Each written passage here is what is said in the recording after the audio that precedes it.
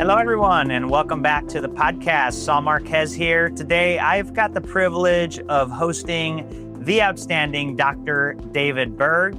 He is an extraordinary individual. Had a chance to meet him several years ago, about 5-6 years ago. His company, Redirect Healthcare, is transforming the way that benefits can be received by employees, but also purchased by employers. He's doing it in a different way. His career started as a physician, but when he came to the States from Canada, he saw that there were a lot of gaps, and he's been able to put together an incredible program, which, by the way, I'll share me and my family are a part of for our benefits, that works so well, and it's so different than the traditional benefits program. So, David, such a pleasure to have you back on the podcast. So glad you could join me. Oh, it's my pleasure, Saul. Thank you. Well, the one thing I will add is and I think it's pertinent here, is that the gap that existed between Canada and the United States healthcare, I practice in both, and I lived in both countries, Canada 23 years, here much longer. But I think the important part is the United Healthcare, the healthcare we get in the United States is much, much better than what you can get in Canada. There's just more of it, more MRI machines, more surgeons, more easier to get things done. So it's tremendously better healthcare in the United States, tremendously. It's not even close. Nobody argues that point. The gap, though, was something else. See, in Canada, even with less healthcare, the peace of mind that the citizens had, the lack of worry about will they be able to get healthcare if they need it, when they need it, was not there. Or the peace of mind was there, but the fear was not there. In the United States, we have this great healthcare, and it was really obvious to me, but everybody is so frightened and anxious. And there is no peace of mind in the United States about healthcare. And this was back 30 years ago when I moved here to Arizona from Toronto. Today, it's even worse. It's not getting better. I mean, there is not more peace of mind and satisfaction with our healthcare system in the United States. But the United States continues to have the best healthcare in the world by far. It just doesn't have the best healthcare system, the best access to that healthcare system. So I just want to make that clarification is Canada has solved that peace of mind. And probably that's the reason why I'm on the mission I'm on right now with Redirect Health. And with my own employees is I got a taste of what that peace of mind feels like with myself, my family, growing up, my employees and their families. And it's hard to go back when you're have that peace of mind and you're around people with that peace of mind. It's hard to back up. Now, as an American, I don't think Americans have experienced that, except for the very wealthiest of us. But so it's probably don't really know. So if I hadn't had that Canadian experience, I don't think I'd be, I think I would have just tolerated what most Americans do. Yeah, no, I love that. Thank you for sharing that. And by the way, I think it's a great myth busting that we're doing here because a lot of people wonder, right? Like, is care better in Canada? And I think not a chance. But the peace of mind is tremendously better. Tremendously better. The peace of mind. And the peace of mind comes down to access. It comes down to cost and affordability. And even before that, it comes down to confidence and belief that I'm going to have access before I need it. It comes down to confidence, belief that I'll be able to afford it. Yeah. So even if I need care and I get everything perfectly, if I was worried that I might not be able to get it, that peace of mind has been robbed. So it's about the confidence before you need something. That's what I'm talking about with peace of mind. That's what's missing. Once people get into the system in the United States, they can be quite disillusioned, but sometimes peace of mind is restored once you get in the system. There's a lot of very caring, capable people in the healthcare systems of Canada and the United States. What the United States doesn't do well is give that peace of mind, that confidence, that 100% knowing I'm going to be okay if something happens tomorrow. I love that. Talk to us about Redirect Health. Like, what do you guys do that's different, right? I mean, I'm going through it. I'm living it because I'm a member. But like for the people that don't know, share that with them. Yeah. And most people, even who have our plans, don't really recognize what we do behind the scenes. So I'll talk a little bit more about that. And we have health plans that are built on top of our platform, on top of our strategy, but really on top of our philosophy. And our philosophy starts with everybody in America should have a free entry point into the healthcare system where they get the basic level healthcare they need with the advocacy they need. And then when they have coverage for the ones that can afford coverage, but even if they don't have coverage, even if they don't have insurance, let's make sure there's some ways to get things paid so that the whole system doesn't implode because nobody's paying. So it is a philosophy of a free entry point into the basic layers of healthcare, which today is technology. Now it's virtual. right? There's no sense for anybody having to go into a brick and mortar building. That's not a free entry point. But a phone or an app, those are free entry points. And we get that all day today, right? Google search is a free entry point into search. Doesn't cost us anything. Uber, similarly, the free entry point into knowing what my choices are for rides is free. The entry point is free. And then I get to make decisions along as I go, but I'm very well informed. So the world has changed and we've done the same thing. Now, we started this in 2007 for ourselves when we recognized that the cost of healthcare was the thing stopping our people from having peace of mind about access to healthcare. It was the cost. Before they even had the cost, it was that worry that something would be $300 and they don't have $300. Even if the cost is only $2, the worry of $300 is what robbed that peace of mind and got in the way of that access and doing the things that we should do. So we've been thinking about how do we improve that? And what we learned is that, yes, having healthy people matters, but it's probably number 3 on the list. And we know that getting the right price for things, yeah, that matters, but that's probably number 2 on the list. So what's number 1 on the list? And when we discovered this, it was a new day for us. And we started saving thousands and thousands, hundreds of thousands of dollars in our own business. But it's the logistics of healthcare. Whoever controls the logistics controls the money, where it stops, where it starts, who pays it, where it stops, where it gets added to. And where money stops, that's called profit. So I'd rather the money stopped in your pocket than stopped in a big insurance company's pocket or a hospital's pocket or a big pharmaceutical company's pocket or a big pharmacy chain's pocket, right? Anywhere the money stops is somebody else's profit, but it's coming out of your pocket essentially. It might be your employer, but that's ultimately coming out of your pocket in inability to give you wage increases. Make sense? Yeah. So we understood that controlling logistics is, and I'll define that a bit, is the number 1 thing. And as a matter of fact, we've done so much testing of this and simulating of this, it doesn't even matter. If you don't control logistics, it doesn't matter if you have the healthiest population. It doesn't matter if you have the best cost of anything. The logistics is what matters. And let me give an example of logistics. If a pill is in the form of a tablet or a capsule, that's just logistics. It's the same pill. It's the same diagnosis. It's the same person. The only difference is it capsule or tablet? Capsules are a little easier to swallow, tablets are not. And so left to its own, if you don't know the pricing of it, you might not know that capsule's $3,500 a year to manage whatever condition you have. But if you have it in a tablet format in a grocery store, different location, which is all logistics, it might only be $22 a year. So we see huge logistic price differentials that are more dependent on logistics, where you go, capsule or tablet, even timing. Do I need it now or can I get it tomorrow morning? Logistic. Do I need an air ambulance or can I pick up the phone? That's logistics. That's probably the most extreme example of how logistics drive cost. But logistics is the driver of cost in American healthcare, and it is the robber of peace of mind the most. I'm not saying that getting the right procedures at the right price isn't also important. I'm not saying that staying healthy isn't also important. I just say the number 2 and 3. The logistics is such a first, there's not even a close second to it as far as controlling costs in America. So what we did is we created a logistics platform, a digital health and logistics platform that manages data and gives a free entry point into healthcare so that the rest of the ecosystem, the brick and mortar ecosystem, works much more efficiently and effectively. And when that happens, we eliminate a lot of unnecessary activity and the costs that go with it and the waste that goes with that unnecessary activity and the administration and the bureaucracy that goes with that unnecessary activity. So, and those dollars then get redirected back to places where they have a better benefit. For example, in your pocket as the employer or in your pocket as the employee. That's where we want to keep the money. We want everyone to get paid fairly for the services they do, but we want to be the advocate to make sure the logistics doesn't get hijacked and taken advantage of at the pharmacy, at the hospital system, at the insurance company, anywhere. And we don't want the employer or the employees to not pay their bills either, right? That wouldn't be good for the system. So it is about advocacy, healthcare and advocacy, and then make sure the coverage is there, the payment happens. It's somewhat simple when I bring it at this level. Obviously, behind the scenes, there's a ton of licensing in all 50 states. There's so much data. There's so many prediction tools we've created. If I've seen 10 million healthcare journeys at this point, I've never seen one go through smooth and without problems. sometimes people think they went through great, but if you dig in even a little deeply, you see that something got off track, but some human being nudged it back on track.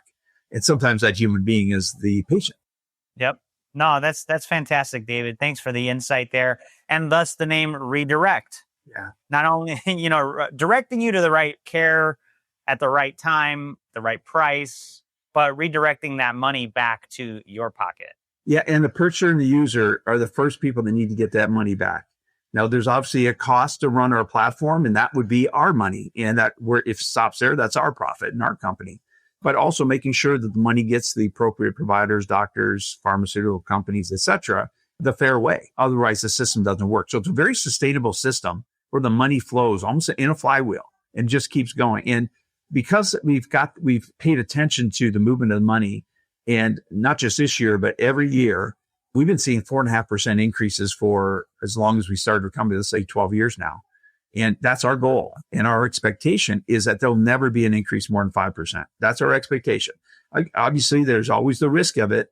But if we do our jobs and we advocate correctly and we're smart about things and keep people healthy, help them avoid the care they don't need and get the care they do need at the right price and the right time and the right logistics. One of our beliefs that we formed really early, and this was not natural to us, not at all, because I was listening to everybody else, which everyone else was saying, seemed to be saying, we need more money in the system. We need more funding. We need more funding. We need more funding. We have a lack of funding.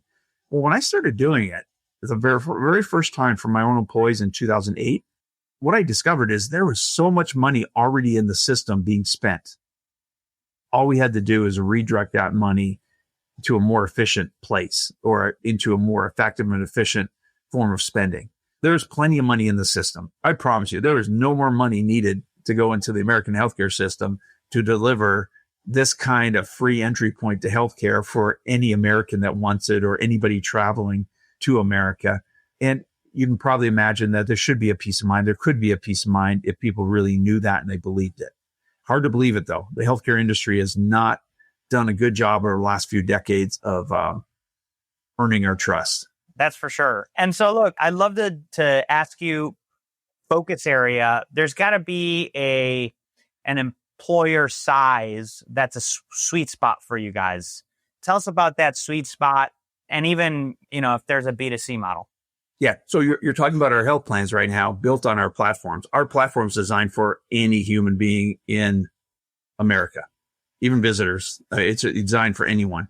However, we have built plans with various coverages, various carriers, various systems on top of our plans. So we have created with various partners, mutual insurance company partners, captive insurance manager partners, cost shares. We built various different plans, even a franchise. Even the founder of the Joint Chiropractic Clinics is starting a franchise called Reef Health, built on top of our platform, with the mission being to provide affordability and accessibility to franchisors and franchisees and their employees in a very underserved market that he knows very well, given his history in the franchise world. So that's just an example where we're the platform. I need other people, collaborators, to take it into the communities that they already have trust with, and they understand the problem and the need better than I ever would. I never could understand the need of the franchisee or the franchisor like Matt Hale, who grew up in that environment. Similarly, I understand insurance so much better than ever did, working with these partners, but these guys have got a 30-year head start on me. Every single one of our partners does. So I couldn't possibly do this, build a health plan just with our platform. Our platform needs collaborators. So the platform's intended to work for anybody. With our partnerships, we create plans. And you asked about sweet spots. So we've created a sweet spot for families, just family, 1 person to 10 people.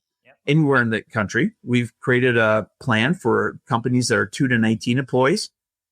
Our sweet spot there is, as you would imagine, probably around 10 to 12 employees. And then we created a plan for companies with 20 to 49 employees. The sweet spot's probably around 30 for that group. And that is a really, really popular group with us.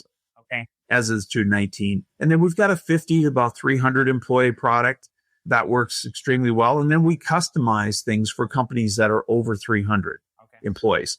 And we've customized enough now that we've now taken those customized plans And then we've reoffered them to other employees at smaller size. So it's a continually evolving sweet spot. Our goal is we want to have something for everyone. We want to democratize healthcare, the access to healthcare, which means you have to have something for everybody, a price point for everybody, so there's no one sweet spot.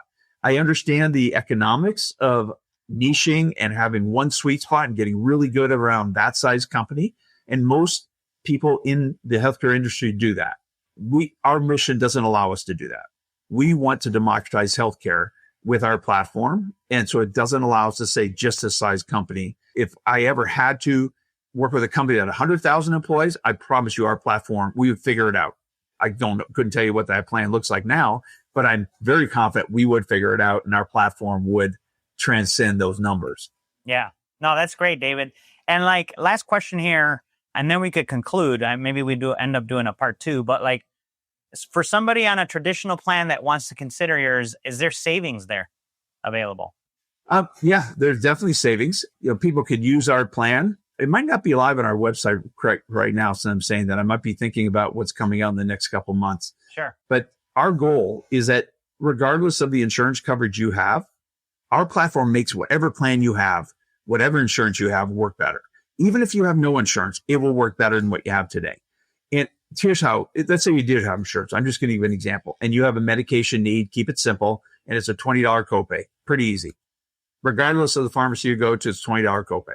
What we can do, what our platform does very naturally, because of the data we collect, we can tell you whether paying $20 using your insurance is a good deal for you, or maybe moving the pharmacy, the logistics, changing it from a capsule to a tablet, logistics. Now we can make it $2 a month versus your $20 copay. Sure. So we can, with that information, our platform can help you use your health plan better. Quite truthfully, all the health plans out there, they work much better when you got a catastrophic need to protect you and make sure we can streamline you through the system. It doesn't really work well for the low cost items that everybody in the system seems to be adding a fee to. So something that could be 50 cents is now $50. That is so common in healthcare, and that all that money is various middlemen's profit and revenue and profit, and just the way the industry works. So our platform helps people get to first principles is that medication you needed that cost you $20 with your insurance is probably about 2 cents, 1 cent. That's first principles. But now you got to wrap a pharmacy around it, a grocery store pharmacy, some administration, and maybe it gets to $1.71. But it's still affordable. It's not $280. Right. Because you didn't manage the logistics and because you didn't know, because you didn't have the data. Even if you did know, there's about 5 other ways to somewhat fool you into paying too much. And there's too many of those ways. So I love that we had the chance to reconnect. David, folks, Dr. David Berg, he's the founder and CEO of Redirect Health. David, any closing thoughts here, and where can people learn more about you and the company? Well, redirecthealth.com, just like it sounds, redirecthealth.com is where you can learn about the products. To learn about the the stuff that we talked about right now behind the scenes. I don't know you're going to see that out there anywhere, except for on a podcast like this where I might have talked about it. My email is david.berg, B-E-R-G, like iceberg, at redirecthealth.com.